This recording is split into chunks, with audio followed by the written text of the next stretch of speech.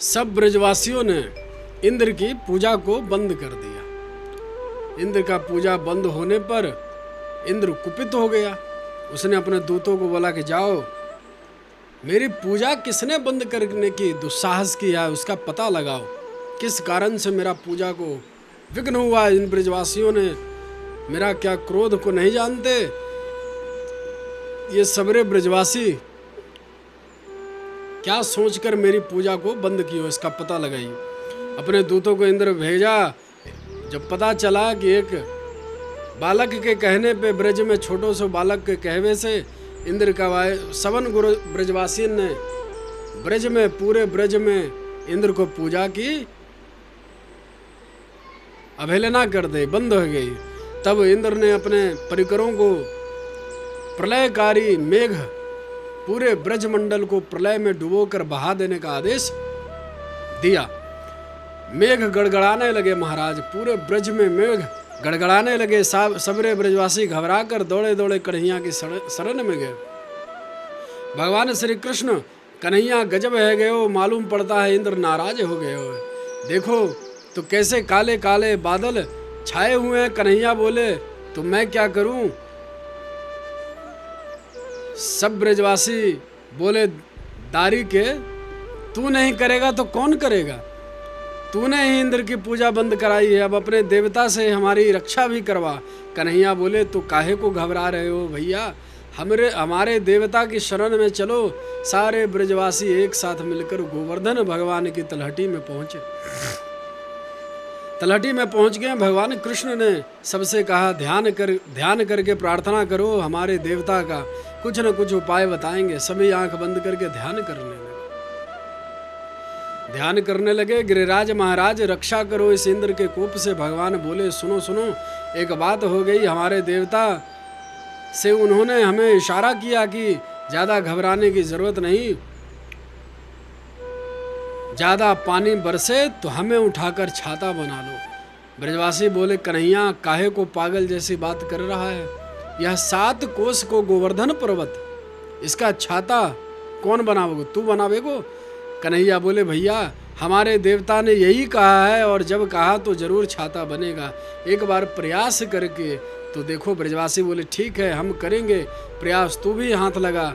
जिस प्रकार बरसात में छाते को छोटे छोटे बच्चे हाथ में लेकर के धारण कर लेते, ऐसे ही कन्हैया भगवान श्री कृष्ण ने 7 कोस मतलब 21 किलोमीटर लंबी चौड़ी उस गोवर्धन पर्वत को अपने बाएं हाथ के बाएं उंगली के सबसे छोटे उंगली के कनिष्ठ पे नख के ऊपर उस पूरे 7 कोस की परिक्रमा वाले महाराज गोवर्धन को धारण किया।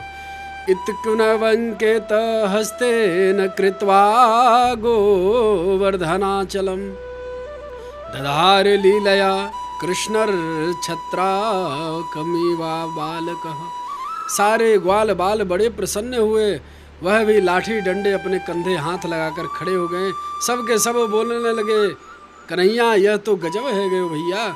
यह 7 कोस को पहाड़ तैने सबरे ने 7 कोस के पर्वत को 7 वर्ष के कृष्ण एक कनिष्क उंगली पर धारण कर लिए। सभी ब्रजवासियों को यह लगा हम सब मिलजुल के उठा लिए हैं। ब्रजवासियों ने कहा, अरे कन्हैया हमें आज तक नहीं पतो भैया, आजकल हम में भी इतनी ताकत आई गई है। यह तो देखो 7 कोस के पर्वत को हमने उठा लियो। कन्हैया मुस्कुराए और कहने लगे, अरे भैया हम तो पहले ही कहते थे माखन बेचना बंद करो।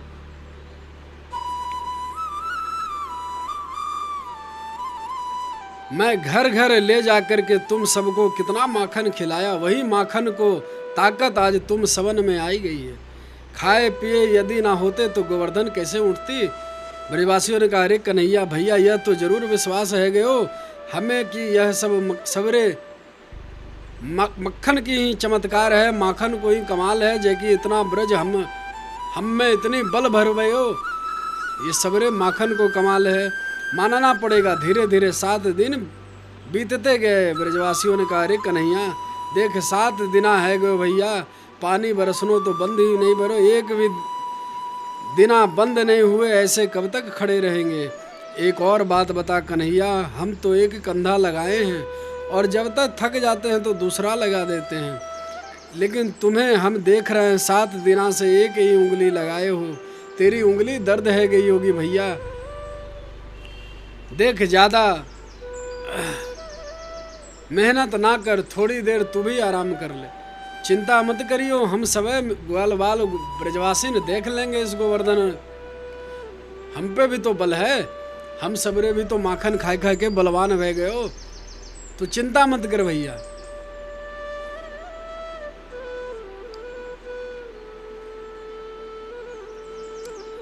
कन्हैया ने कहा तो मेरे बिना तुम सब उठा लोगे क्या गोवर्धन को? ब्रजवासियों ने कहा अरे दारी के एक उंगुरिया का लगा दी तैने, का सोच रखे है कि तू ही सबरे पहाड़ तू ही उठा ली हो, तू ही एक बलवान है इस धराधाम पे। सब ब्रजवासियों ने कन्हैया ठाकुर जी से कही, और हमारी यह लठिया जो लगा के कंधा सब के सब तेरे को फालतू लग रही? बातें मत बना, जा तू भी आराम कर ले, हम सब देख लेंगे। कन्हैया ने कहा तो ठीक है, तुम ही देखो भैया, हम अब आराम करते हैं। भगवान थोड़ी उंगली नीचे किए, सभी के डंडा चटाचट टूटने लगे, कंधे टूटने लगे, चिल्लाने लगे कन्हैया भैया संभाल संभाल। सारे ग्वाल बाल घबरा गए, आंखें फटी देखने लगे भगवान श्री कृष्ण की ओर। भगवान फिर से ज्यों के त्यों अपनी उंगली लगा लिए। ग्वालों के आश्चर्य का ठिकाना नहीं रहा, आपस में कहने लगे भैया गजब हो गए, यह छोरा इसकी एक छोटी सी उंगलियां हटी के सारे लाठी लठियां सब टूट गए। दूसरे ने कहा अरे भैया यदि थोड़ी उंगली नीचे और कर देता तो हम सभी टूट जाते। धीरे धीरे सबरे ब्रजवासी ने अपने लाठी डंडे कंधे हटाने लगे, लेकिन गोवर्धन पर्वत ज्यों का त्यों। सारे ब्रजवासियों में आश्चर्य का ठिकाना नहीं रहा, हाथ जोड़कर भगवान की स्तुति करने लगे। सब ग्वालवाल भगवान की प्रार्थना करने लगे। स्तुति के बाद सारे ब्रजवासी आश्चर्यचकित होकर नंद बाबा से कहते हैं बाबा सच्ची बात कहे हूँ, तेरे को हमारी सौगंध है, क्या यह छोरा तेरा ही है? नंद बाबा ते सबरे ब्रजवासी ग्वाल वाल सब पूछ रहे। नंद बाबा जी ने कहा हाँ भाई हमारा ही छोरो है। ब्रजवासी बोले बाबा बुरो मत मानियो, हमें तो एक भी विश्वास ना हो रहे हो कि छोरा तेरो ही है।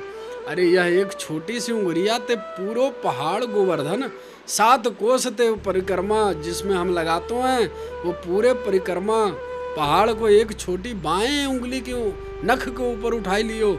मालूम पड़ता है यह साक्षात भगवान है, यह तेरा लाला ना है भैया। क्वब सप्ताहायनो बालः क्वब महाद्रिविधारणम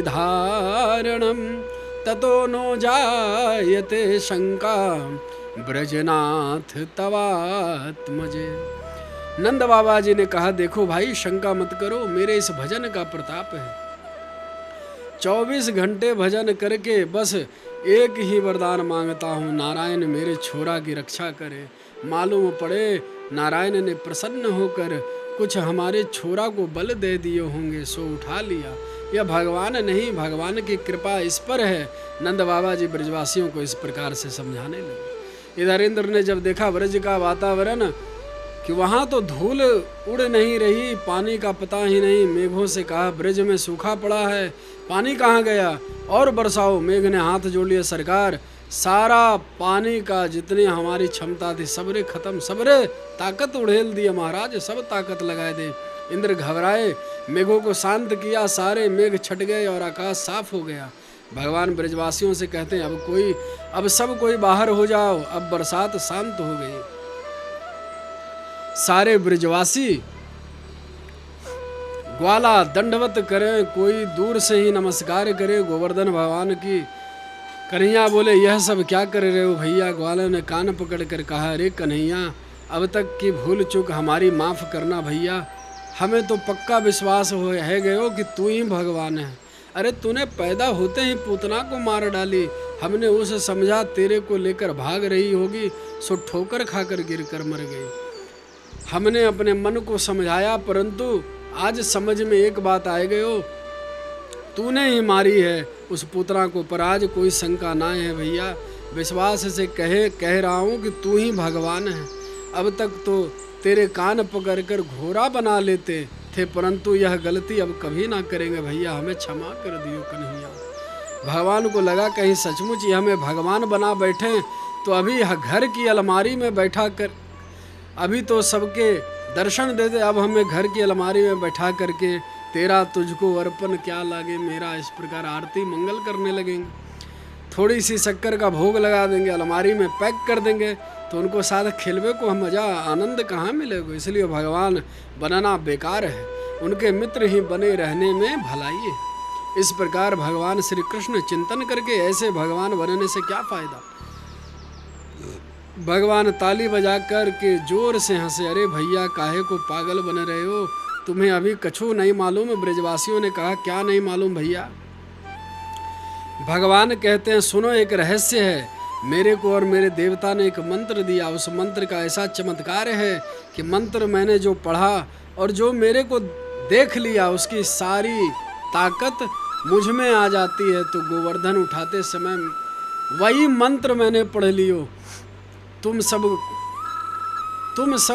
हमको देख रहे थे, तो तुम सब की ताकत मुझ में चली आई, मैं अकेले पर्वत उठा लिया। ग्वालों ने कहा अच्छा तो यह बात है, वही हम सोच रहे थे कि आजकल हम कमज़ोर क्यों पड़ते जा रहे। इस प्रकार भगवान ने उन सबरे ग्वाल वालन की मति को भरमाई।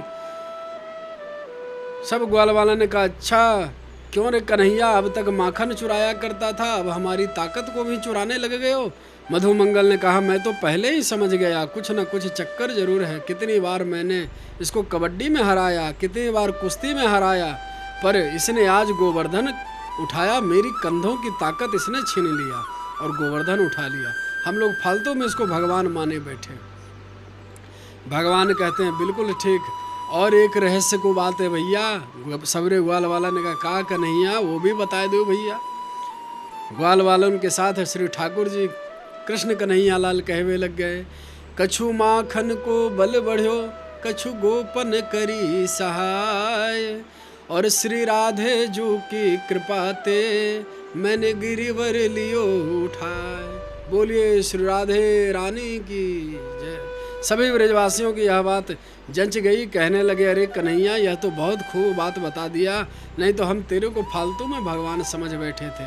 सारी भगवत्ता भगवान भूल गए, दौड़ दौड़ कर कन्हैया को हृदय से लगा लिए ब्रजवासी। इस प्रकार अपनी भगवत्ता दिखाने के बाद भी कन्हैया मीठी मीठी बातें बनाकर, बातें करके अपने आप को कि वही भगवान है, इस भाव को वाने कन्हैया ने छिपाए लियो और ग्वालों के बीच फिर क्रीड़ा करने लग गए, खेलवे लग गए। इंद्र भी घबरा कर भगवान की शरण में आया और स्तुति गाने लगा। विशुद्ध सत्वम तव धाम शांतम, तपोमयम ध्वरस्त्वज स्मकाम, मायामयो यम गुण संप्रवाहो न विद्यते ते ग्रहणानुबंध। नमस्तुभ्यं भगवते पुरुषाय महात्मने, वासुदेवाय कृष्णाय सात्वयं तां पतये नमः। इस प्रकार इंद्र भगवान की आकर स्तुति करते हैं। गोवर्धन को धारण करके भगवान स्वयं गिरधारी बने, स्वयं पुजारी बने और स्वयं पूज्य भी बने। कृष्ण अवतार में भगवान सभी देवताओं का मान मर्दन किया, इसलिए कृष्ण अस्तु भगवान स्वयं। भगवान श्री कृष्ण स्वयं साक्षात भगवान श्री कृष्ण हैं। स्वयं ब्रह्मा जी को अभिमान था कि एकमात्र सृष्टि बनाने वाले हम ही थे, हम ही हैं, परंतु भगवान एक नई सृष्टि बनाकर दिखा दिए। वैसे ही ग्वाल वैसे ही बछड़े, डुप्लीकेट तैयार हो गए। बोलो राधे राधे।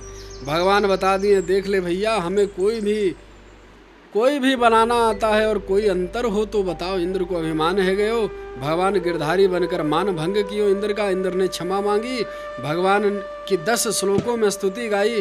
प्रतिपदा को भगवान श्री कृष्ण गोवर्धन की पूजा कियो और दूसरे दिन ब्रजवासियों ने यम द्वितीय का पर्व मनाया और तृतीय से इंद्र ने पानी बरसाना प्रारंभ किया। और नवमी तिथि पर्यंत, जिसको अक्षय नवमी भी कहते हैं, भगवान 7 दिनों तक गोवर्धन धारण किए रहे। फिर दशमी को इंद्र ने 10 श्लोकों में स्तुति गाते हुए गोविंद की स्तुति करके गोविंद भगवान श्री कृष्ण से क्षमा मांगी। भगवान श्री कृष्ण इंद्र को बड़े प्यार से आशीर्वाद दिया। गाम्यताम शक्रम भ्रदवम वा क्रियात्मनम मनेनुशासनम स्थितियताम स्वाधिकार्येषु युक्तर्वरः स्तंभवर्जित है। इंद्र का पूरा नाम है सतक्रतु। सत का मतलब 100, क्रतु का मतलब यज्ञ, अर्थात 100 यज्ञ करने वाला सतक्रतु कहलाता है। वही इंद्र की गद्दी पर बैठता है। भगवान इंद्र से कहते हैं, इंद्र तुम्हारा कल्याण हो, अब तुम निश्चिंत होकर जाओ, अपना राज्य करो। भगवान को प्रणाम करके इंद्र चले। गोवर्धन धारण करके इंद्र का मान भंग कियो और समस्त ब्रजवासियों से के साथ प्रभु वर्ष में ब्रज में सहर्ष पधारे। इंद्र क्षमा मांग के गए। दशमी के दिन अब आ गई एकादशी। एकादशया निराहारम समभरे जनार्दनम स्नातुं दश्य कालिंद विद्या द्वादशयाम जलमाविशत। नंद बाबा एकादशी का व्रत निराहार रहते हैं। बाबा ने व्रत किया, लेकिन रात के 12 बजे ही नींद खुल गई और नंद बाबा को भ्रम है गयो कि ब्रह्म मुहूर्त हो गयो। अर्धरात्रि में ही जमुना नहाने चले गए। नदियों में अर्धरात्रि के समय स्नान नहीं करना चाहिए। जल के देवता विश्राम करते हैं। नंद बाबा ने जो ही प्रवेश किया यमुना में, वरुण के दूत पकड़ के यमुना के भीतर ले गए। कुछ जो साथ में ग्वाले थे वह घबरा कर दौड़ के आए, कन्हैया से कहने लगे तेरे बाबा यमुना में डूब गए। भगवान भागे भागे उस यमुना में छलांग लगाए और पहुंच गए वरुण लोग। वहां जाकर देखा तो नंद बाबा बंधे पड़े हैं, परंतु वरुण ने जैसे ही गोविंद को देखा उठकर खड़े हो गए, हाथ जोड़कर साष्टांग प्रणाम किया और सिंहासन पर बैठाए, पूजन किया, वंदन किया भगवान का और कहने लगे जनार्दन अहो भाग्य हमारे प्रभु जो आज आप हमारे लोक में पधारे, लेकिन अचानक आपका आगमन बिना किसी सूचना के। भगवान कैसे आपका आगमन हुआ प्रभु? भगवान बोले हमारी पूजा कर रहे हो और मेरे पिताजी को बांध कर रखे हो। वरुण देव सुनकर भगवान की वाणी तुरंत नंद जी को बंधन से मुक्त किया और क्षमा मांगने लगे। अजानता माम के न मूढ़े ना कार्य वेदिना आनी तोयम तब पिता तदभावन छन्नुमर्हति। हे प्रभु, अनजान में हम आपके पिताजी को बंदी बना लाएं, हमारी मूर्खता को क्षमा करें। महाराज भगवान ने कहा कोई बात नहीं, अब मुक्त कर दो। वरुण ने अपने हाथों से बंधन खोला और माफ़ी मांगी, फिर नंद बाबा को विदा किया। बाबा को लेकर जब बाहर निकले तब सारे ग्वाल इकट्ठे है गए। सभी ने नंद बाबा को घेर लियो। अरे बाबा कहाँ डुबकी मार के चले गए थे? नंद बाबा हाथ जोड़कर बोले अरे भैया आज गजब है गयो, मैं तो अच्छा भला नहाने को गए और डुबकी मारते ही 4 छोरा आए और दबोच के ले गए भीतर। फिर का भयो मेरे को बांध के पटक दियो, ना जाने कहाँ ले गए हो मेरे को। इतनों में मेरा कन्हैया ना जाने कहाँ से पहुँच गए भैया। और वहाँ मेरे कन्हैया को देखते ही सारे उसके चरणों में लौट गए और बड़े ऊंचे सिंहासन पर बैठाल कर आरती पूजन करने लग गए। मैं देख देख के पागल भय गए। हे भगवान, मेरे कन्हैया की यहाँ कौन सी रिश्तेदारी है? हमें तो पटक के रखें और मेरे छोरा की आरती पूजा कर रहे हैं। भैया यह बात मेरी अब तक समझ में ना आई, यह चक्कर क्या है? सभी ने इसको प्रणाम किया। मेरे कन्हैया ने सबको आशीर्वाद दिया मेरी आंखों के सामने। इतना ही सुनते सवरे ग्वाल आपस में कहने लगा अब तो हमें पक्का विश्वास हो गए हो, मेरो कन्हैया साक्षात भगवान है। सारे ब्रजवासी मिलकर फिर कन्हैया को घेर लिया और कहने लगे कन्हैया भैया आज तुम्हें हमारी सौगंध है, तू सच्ची सच्ची बोल, तू भगवान है कि नहीं? कन्हैया फिर हंसवे लग गए। काहे को हाथ धोकर मेरे पीछे पड़ो भैया, रोज रोज कोई ना कोई बात पर भगवान बना देते हो। ब्रजवासी बोले देख कन्हैया तू झूठ तो बोल ही मत, भगवान हो तो चुपचाप हमसे बता दे, हम किसी से कुछ नहीं कहेंगे और भगवान ही तो बना रहे, हमें तेरे से कुछ चाहिए भी नहीं। भगवान कहते हैं अच्छा तो मान लो हम भगवान ही हैं, तो तुम क्या करोगे?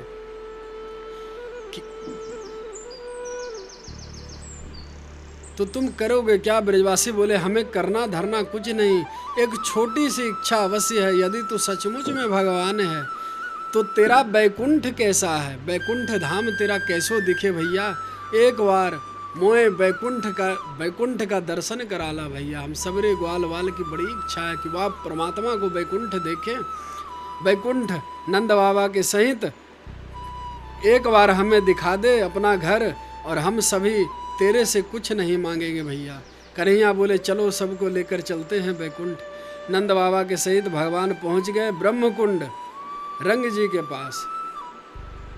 वृंदावन में आपने देखा होगा, वहाँ जाकर भगवान बोले, जो बैकुंठ जाना चाहें वह इस कुंड में कूद जाएं। ग्वालों ने कहा, एक दूसरे के मुंह को देखने लगे, भैया यह कौन से बैकुंठ में ले जावेगो? कन्हैया अपने सब वापस तो आ जाएंगे ना? भगवान कहते हैं, हाँ भाई मैं तुम्हारे साथ में चलूँगा, घबराने की कोई ज़रूरत ना है। तब तो कन्हैया पर विश्वास करके सारे ग्वाल उस कुंड में कूद गए। सुखदेव जी कहते हैं, राजन डुबकी मारते ही सारे ब्रजवासी दिव्य बैकुंठ धाम में तत्क्षण वहीं पे पहुंच गए। ते तु ब्रह्म हृदय नीता मग्ना कृष्णेन चोद्धता दरदर्श ब्रह्मणो लोक्यम यात्रा कुरोर्धगात पुरा। वैकुंठ धाम में पहुंचकर ब्रजवासियों ने देखा, जितने भी वैकुंठवासी हैं सभी दिव्य पुरुष हैं, चार चार सबकी भुजाएं शंख चक्र गदा पद सबके हाथों में शोभायमान हो रहे हैं। साक्षात नारायण के ही सदृश भगवान का संपूर्ण परिकर है।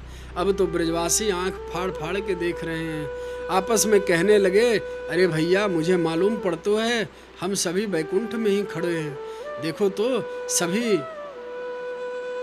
तो सही सभी चार चार हाथ वाले खड़े हैं, घूम रहे हैं। दो हाथ वाले लगता है यहाँ हमारे अलावा कोई नहीं है। एक ने कहा, अरे भैया अपनों कन्हैया कहाँ है? एक बोला, चलो कन्हैया को ढूंढे, उसी से कहेंगे कि अपने बैकुंठ वासियों से परिचय कराओ। दूसरा ने कहा, चलो यह सामने जो चार हाथ वाला है इसी से पूछते हैं मेरा कन्हैया कहाँ गए हो। ब्रजवासियों ने भगवान के उस पार्षद के पास जाकर बोले, भैया जी राम राम। उसने इशारा किया, मौन सह मास्यताम, चुप रहो, यहाँ शांति बनाए रखो, बिल्कुल शांत रहो, एकदम चुप। ब्रजवासी बोले, अरे राम राम, ये कैसा बैकुंठ है जहाँ कोई राम राम भी ना करे? हमने राम राम कहा और यह बोलता है चुप रहो। दूसरा ग्वाल बोला, अरे भैया यह ऐसी भाषा नहीं समझोगो, हर क्षेत्र की अलग अलग भाषा हो गई है, इसलिए हमारी भाषा को ही नहीं समझोगो। अरे भाई स्वाभाविक है, कहीं राधे राधे कहीं राम राम, हम दूसरे देश में आए हैं, शायद यहाँ राम राम न कही जाती हो, कुछ और बोलते हो यहाँ। तो एक ने कहा, जब यहाँ कोई अपनी भाषा ही नहीं पहचानते नहीं तो किससे पूछे कन्हैया को कहाँ ढूंढे? इतने में सब ग्वाल वाल ब्रजवासी क्या देखते हैं, इतने में ग्वाला बोला, ए भैया यह देखो नाग के ऊपर बैठा है मेरो कन्हैया, पक्की बात यही अपनों कन्हैया है। अरे कोई यहाँ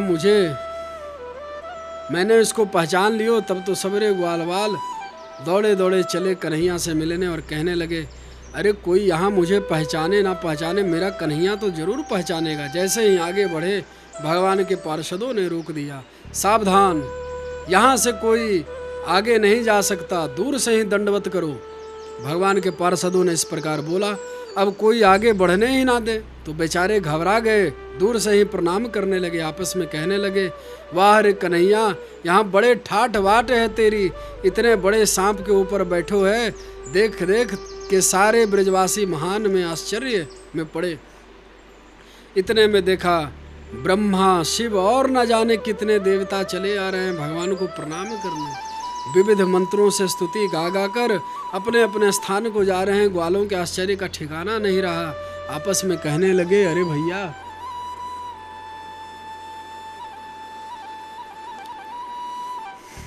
यहाँ तो चार हाथ वाले ही नहीं, चार मुंह वाले भी घूम रहे हैं, वह देख घोर आश्चर्य। ब्रह्मा जी को देखकर, हे भगवान, यह मेरा वही कन्हैया है इसके साथ हम लोग गुल्ली डंडा खेला करते थे, कुश्ती लड़ा करते थे। सब ग्वाल वाले इस प्रकार विचार करने लगे।